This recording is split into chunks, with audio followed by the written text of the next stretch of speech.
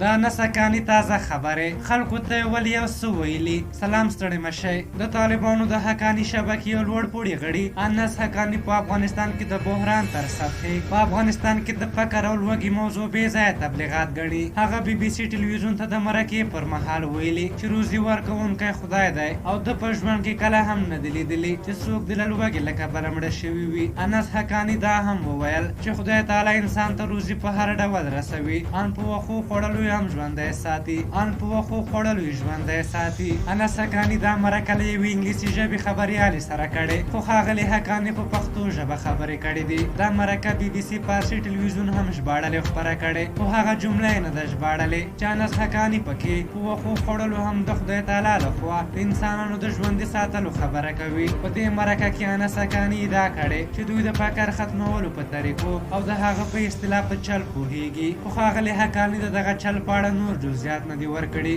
دا هم وویل چې طالبانو په تېره 20 کلنه جګړه کې له لوږې سره کافي بلدتیا پیدا کړې او ورته دي خبره ده. د ده په وینا د طالبانو د مشرتابه له څو محدودو کسانو پرته چې په تېره 20 کلنه جګړه کې له 5 تر 10 زرو افغانیو معاشونه اخیستل، نور ټول طالبان له کوم معاش او امتیاز پرته جنګېدل. خو ښاغلي حقا.نی دا ونه ویل چې همدا محدود معاش د پراخې جګړې تجهیزات او لګښتونه دوی له کومه کول او له خپلو کورنیو سره یې څه خوړل او څښل. د یادونې وړ ده چې په افغانستان کې د وروستي پاچا محمد ظاهر شاه یوې لور ته منسوبه کیسه چې د فقر اړوند له پخوا څخه د خلکو ترمنځ ویل کیږي. خلک وایي چې د لوږې او قحطۍ له کبله پاچا سودایي و او د غنمو کښت ته یې فکر کاوه، خو لور یې ډاډګیرنې په توګه ورته وویل چې خلک دې د ډوډۍ پر ځای کلچې وخوري. د انس حقا.نی د خبرو پیغام نه ده روښانه شوی چې هغه خو به 40 میلیونه فقر ځپلي او نورو افغانان وښو خوړلو ته نه هڅوي. په هر حال تاسو د انس حقا.نی د دغه خبرو په اړه څه نظر لرئ؟ خپل نظرونه مو راته په کومنټ کې ولیکئ. که زموږ ویډیو مو خوښه شوې وي